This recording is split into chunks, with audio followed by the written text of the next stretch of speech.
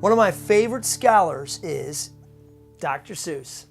He tells the truth about life in a way that is just, I don't know, makes you stand up and take notice. His stories are loaded with truth. And one of my favorite stories is called The Lorax.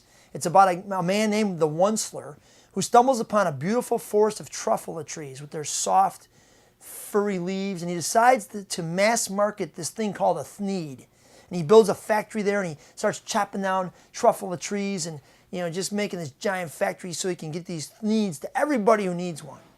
And eventually along comes this little orange guy. His name is the Lorax, and he kind of goes to the Onceler and says, "Yeah, you need to stop this. You're killing all the trees, and you're messing up the pond for the fish, and you're destroying the environment. The birds can't breathe, and the bears, they just have nowhere to eat." And he tries to warn him about the environment, and the Onceler keeps just doing his thing and insisting that he has to build these thneeds, has to get this done, and has to keep his factory going. And eventually, as the story continues, we hear a whack of the axe, and the last truffula tree falls.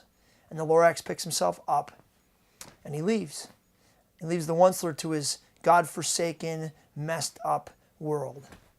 And you think, man, all hope must be lost. But no, the Onceler has saved one truffula seed for a truffula tree.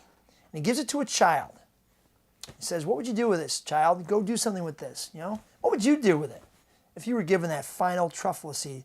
Do we have a responsibility to make sure that our world is a better place for those who come along after us?